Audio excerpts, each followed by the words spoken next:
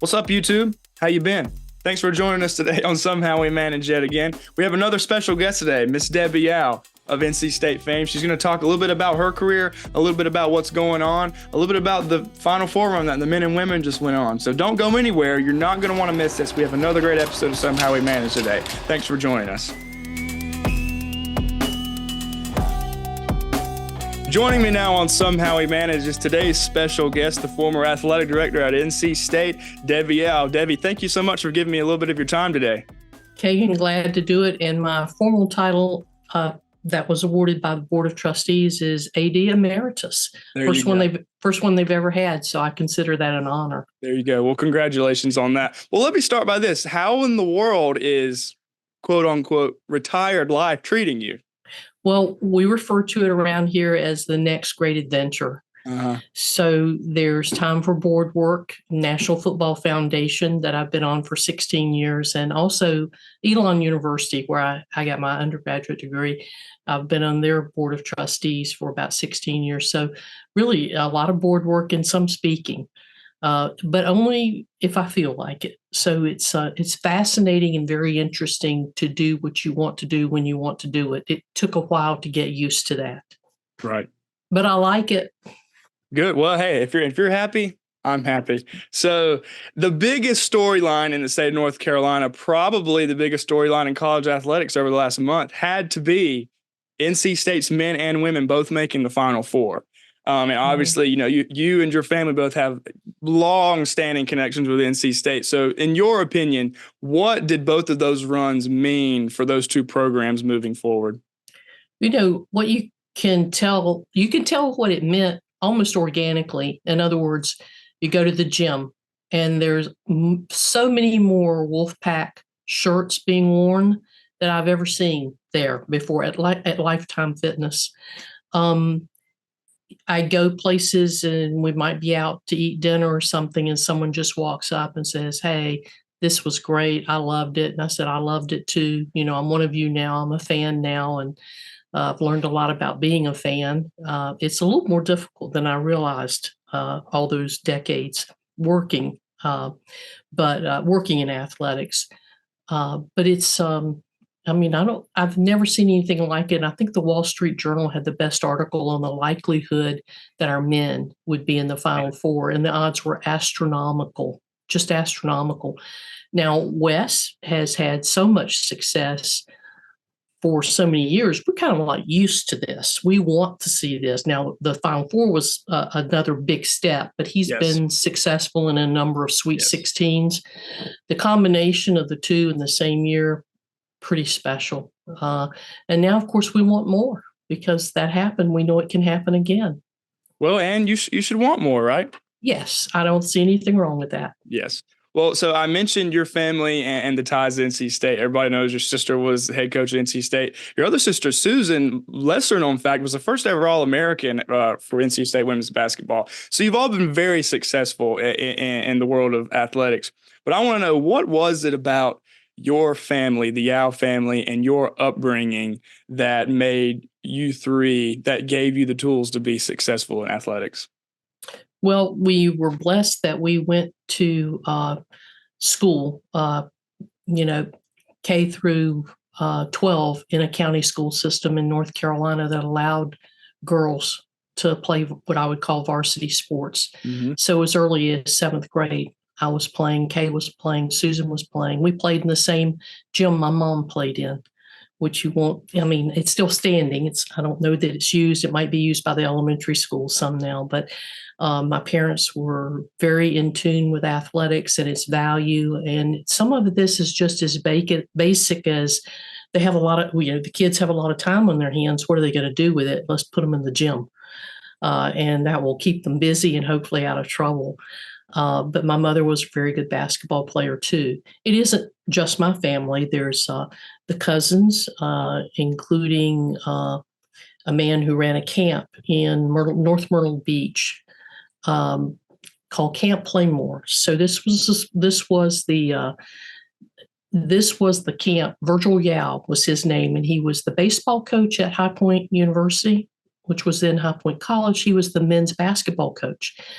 And so if you're coming up in high school, you go there in the summer for their basketball camp, their football camp. I went to majorette camp there as well as basketball camp.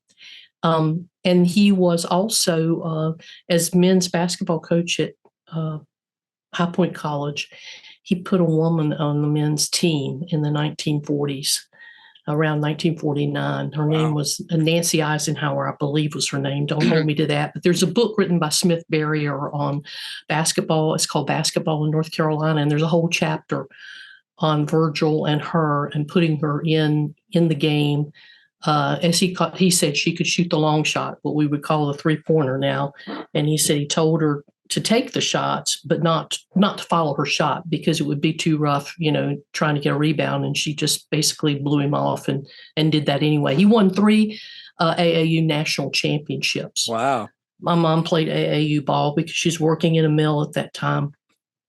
Neither of my parents went to college. I'm first generation. So is Kay and Susan and my brother Ronnie, who played football a couple of years at Clemson. So it's all family. And the fact that we went to a county school system and not the city school system. City school systems like the Burlington system did not have women's varsity sports until 1973, 74. So I would have missed everything if it had not been for where we were raised. And we were raised in Gibsonville. So I'm very proud of that. Troy Holt and Terrence Holt. Are from Gibsonville, and their Aunt Teresa played basketball for me. I was her high school coach. So it's a small world. It certainly is a small world after all, right? Yeah. So I mentioned your sister Kay, obviously an NC State basketball legend, and we talked about the Final Four run here recently, right? NC State women's basketball has come so far. Women's basketball as a whole has come so far. Reynolds Coliseum has come so far. What in the world would she say if she could see what all of this has become today? I think she'd be thrilled. She would just be in awe, I think, of Reynolds and the setup, everything that's been done, and how wonderful it all is when the ladies are playing a game, how it's packed. The atmosphere is phenomenal. I think she'd be happy that Wes is coaching the team. It would all be good. It'd all be good. I hate that it didn't happen while she was alive, but we would never have been able to do this in athletics without the university. We didn't have the money, but we had some money. We felt like we could raise some money. Bobby Purcell was head of the Wolfpack Club at that time, but we couldn't raise all of it. And the campus said they wanted that building to be restored for other reasons. And so for the first time ever, the campus came together with athletics as a department, and we combined our financial resources, and we were able to get this done. Building committee did an awesome job. Everything I said I wanted, which is pretty amazing because I could only tell them the concepts and then wait to see what came back. And Michael Lippitz, who at that time was Deputy Athletic Director for Internal Operations, was chairing that, and they did an amazing job. It withstood the test of time. Now it's been open 9 years. Yeah. So it still looks terrific. And I have to tell you, when I go in the building, I do look at things. If I go to the bathroom, is everything okay in here? Is everything still good? Are we keeping it up? Because it was so damaged, so old, in such bad shape before. I don't want to ever see that again. Yeah, and that's that pride in performance, and I think a lot of people that knew how you operated and how you led the athletic department would say that you did that, you carried that with you with everything you did. Talking about your sister Kay, how do you think she would fare in this modern world of college athletics? Because I definitely see her as one of these old school coaches that was all about the relationships in the game, and it's become a whole lot more than that. You're way more than a coach now. You're more of a CEO than any time in sports history. How do you think she would fare in this modern age? Well, she would adjust, but that's not saying she would like it. I think she would adjust, but you hit the nail on the head when you said she's relational. And so you can't have relationship or much of a relationship in 1 year. And so depending on the types or numbers of transfers that she might have, those relationships that she built with her student athletes over a 4-year period of time for every class would not exist. So, if she wanted to coach, she would want to win. And if she wanted to win, she'd have to adjust. So it's that simple. I'm seeing a lot of people that I know, both as athletics directors and as coaches, who aren't interested in adjusting, and they're just going to retire early. They're going to go do something else. I don't know if the word retirement even fits life anymore. I mean, people just go on and do as I said earlier, the next best thing or the next great adventure. They have other things and other skills and talents that they have, so they just put those to use. But it's an issue for people. I do believe though, Caegan, that the NIL will come in house soon. I don't think we'll be this time next year. I don't believe we will be talking about external collectives. I believe the people who are running the collectives, by and large, will be happy about that, because a number of them are just tremendously good volunteers who are doing this for the love of their school, and they would probably like have this burden lifted off of their shoulders.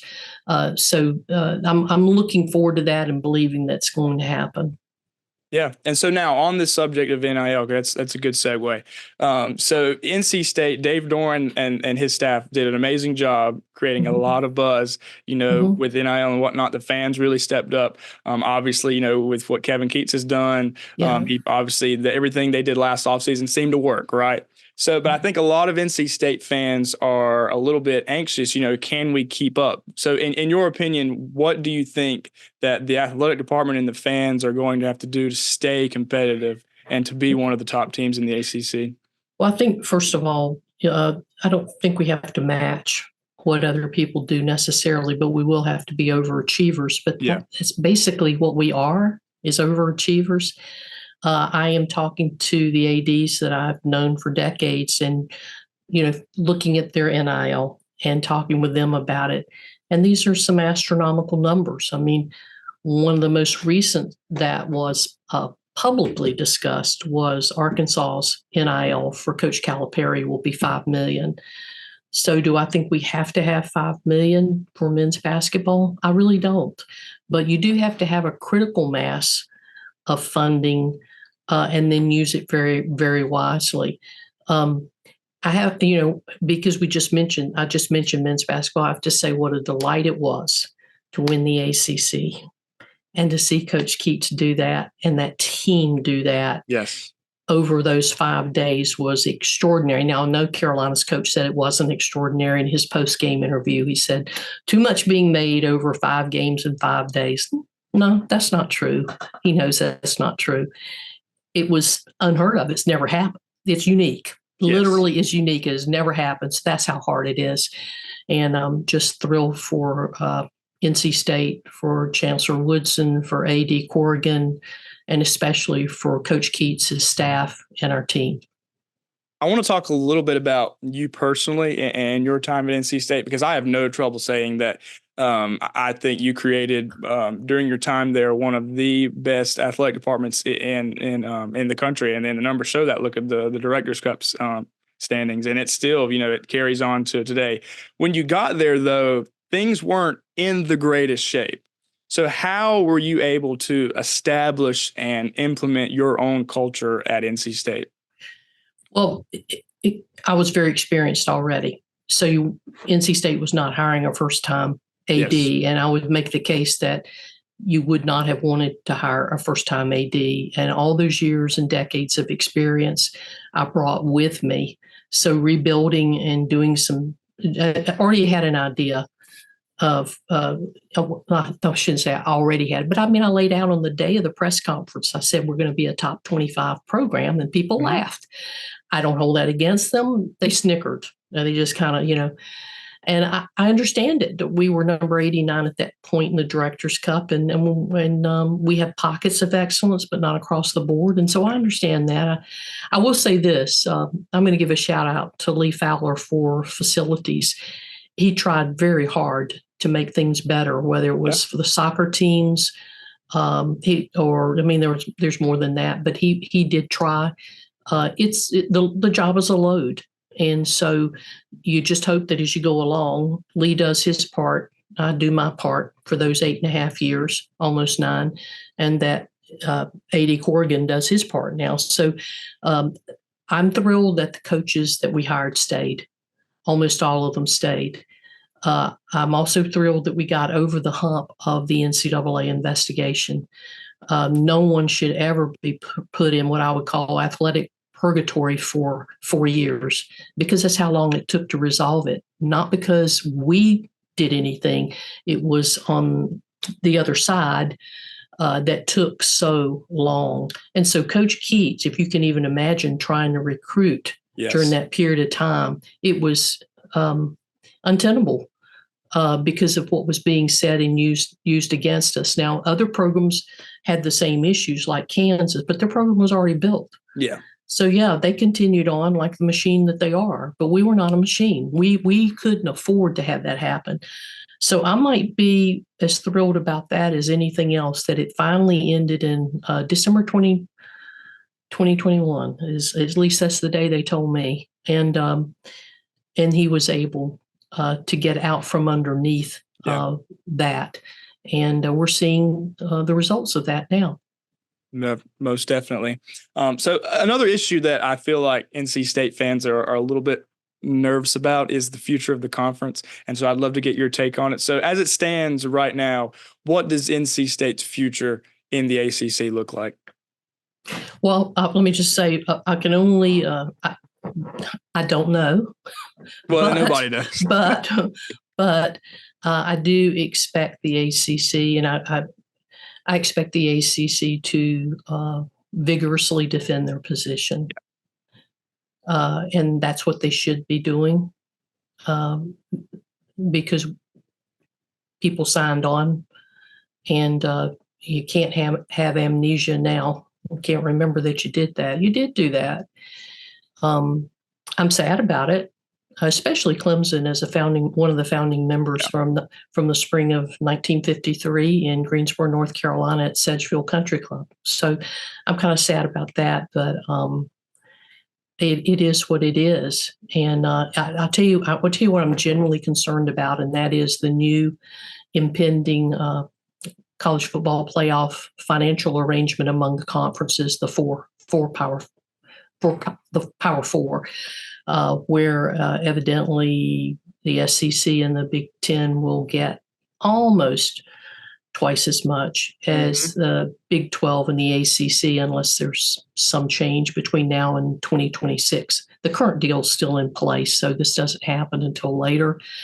But, I don't want to see the Big Two and then 2 others, the Big 2 plus 2. Right. And that appears to be where we're headed. Yeah. So if you look at everything that's happened in the last couple of years, if you look at transfer policy, and then you look at NIL, and then you look at the college football playoff and what's happening there financially with that, there's more money, as you know, that will be distributed based on who's in the playoffs. But that bodes well for those 2 conferences also, especially for the SEC. And I worked in the SEC for 9 years. I worked at the northernmost school, Kentucky, and the southernmost school, Florida. So it's been a long time, but I would make the case that their culture then and their culture now is basically very much the same. Mm-hmm. They're not, they don't worry too much about being collegial. Let me just say it that way, school to school. They just, we just didn't. There's a lot more of that, I think, in the ACC. Which was very useful at some points and not so useful at other points. So I'm glad that the ACC, and I don't know that for sure, but I believe the ACC will defend their position. And I think they have a pretty strong position, unless there are things, obviously, I don't know, and there very well could be. All right. So I have 2 more fun questions for you. It won't be so much, doom and gloom. So to close here, I want to ask you, can you give me your top 3 Raleigh restaurants, or in the Triangle area? I'll broaden it for you if need be.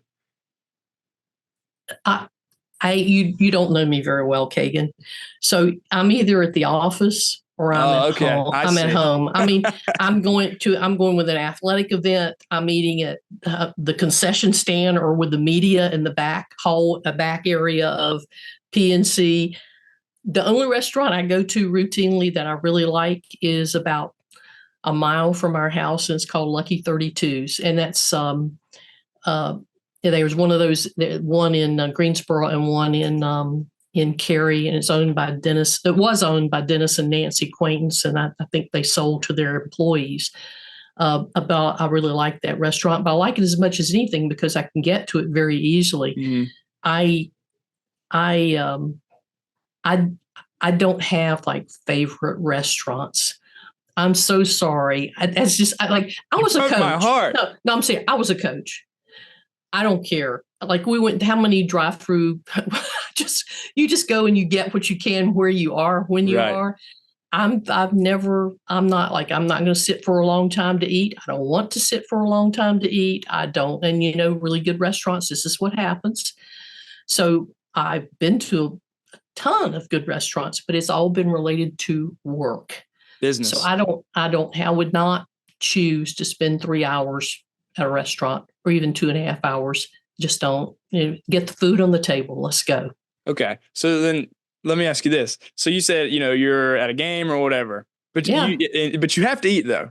Yeah. So let's say you're at Carter Finley Stadium and you're going to get something from the concession stand. Like you said, what's your go-to? Well, I'm really going to go to the media floor. That's third level. Right. There's probably much better food there. That's we're going to have a spread there. Yes, where the catering is. Yeah. And so I will eat there. And then the AD at State, like every other place that I know of, it has a suite. And so if I've invited people to be in the suite, I'm going to go by there to say hello to them. And they'll always have something tasty if I wanted to dip in there. And it's the same thing with men's basketball and women's basketball. There are areas where the caterers have come. That's where I'm going to eat. We keep it simple and really spend more time talking to the people than caring too much about what the food is. So food is fuel. Let me just say this though. When the food doesn't come, this is a problem, and it is a big problem. That is a very big problem. There have been times, not very many, but there have been times when somehow the order got confused and the caterer either didn't show up at all, which is deadly for the media, or they showed up late. So when they didn't show up, I just ordered pizza for everybody, and then Domino's would get there pretty quickly. But yes, the food matters, and it matters to media people too. I mean, they're kind of, I'm going to eat at this place where I'm going to cover this event. So I'll try to take care of it. Well, and if there's one thing I learned in college athletics is from directors of operations and whatnot, it's that, you call 2, 3, 4 times, whatever. The person that works at that restaurant should hate you by, the time the food gets there. That's the nature of the beast. That is so true. Someone's always assigned to do that. And most of the time at State, it was very smooth. Everything was taken care of.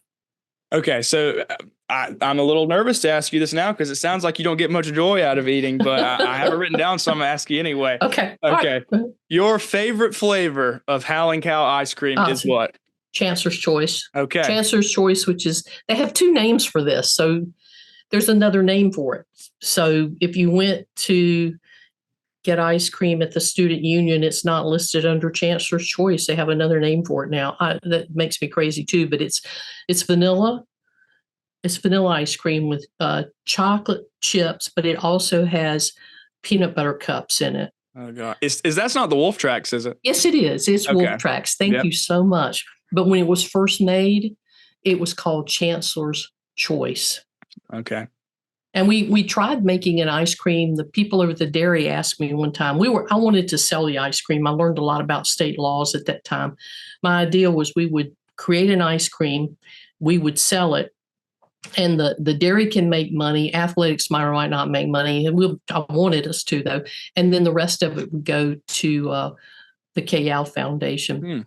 And so we were working on strawberry for pink, strawberry with chocolate chips, something like that in it. But there were a lot of hoops you had to jump through to make that at that time to sell it commercially. Now you see it in Harris Teeter were selling. But back in the day, it wasn't that easy. And I had to give up on the idea and move on back to my core duties here. But I wanted to do that, and I thought it would help the cancer fund. But anyway. Now hold on a second. You've got me thinking. Now you've got these wheels turning. I mean, it could have been cherry too. It didn't have to be strawberry. It could have been cherry, but it had to be like a pink, and that would work with chocolate also. So now I'm thinking, what an excellent marketing, recruiting, whatever opportunity with Kevin Keats, because with the road scoops, with the yes. I mean, why does Kevin Keats not have his own flavor of ice cream yet? I mean, someone has failed miserably. That has to happen. That has to happen. And I don't know what he's trying to remember, if he ever said that to me, what his favorite flavor is. I don't think I know that for some reason. I'm just saying, if if you want to reach out to somebody at NC State and give me a little kickback, that would be fine. I'll collect my checks and move on with my life. Anyway, but that's going to wrap it up. Debbie Yow, thank you so much for coming on today. It's been an absolute pleasure to talk with you. Hopefully we can have you on again in the future, but wishing you the best of luck. So, Caegan, I know you went to Wilmington, but can we do one of these together? Well, okay. Well, and I was going to send you. Well, and I told you this before. I mean, I'm a proud Seahawk, but make no mistake about it. My heart lies with the Wolfpack. My entire family's heart lies with the Wolfpack. So, and I try to be impartial on the show, but I have no problem giving you one of these. Thank you here. Very much. Yeah. I love it. Go Pack till the day I die. Go Pack. But yeah, thank you so much for joining me. I really appreciate it. I know your time is valuable. And like I said, hopefully we can get you on here again. It's been a pleasure. My pleasure. Have a good evening. A huge thank you to Debbie Yow for joining us today. Another great episode, and she's a true class act. So thank you. We know her time is very, very valuable. And also, as always, a huge thank you to the former Wolfpacker himself, J.R. Whitman, for producing this podcast and making it all nice and pretty for us. So thank you, J.R. We appreciate what you do. And thank you for watching today. I certainly appreciate it. Be sure to like, comment, subscribe. Let us know what you thought today. Let us know. We'd love to hear your opinion, and share it with your friends if you like what you heard. So thank you again. We'll see you next time here at Somehow We Manage.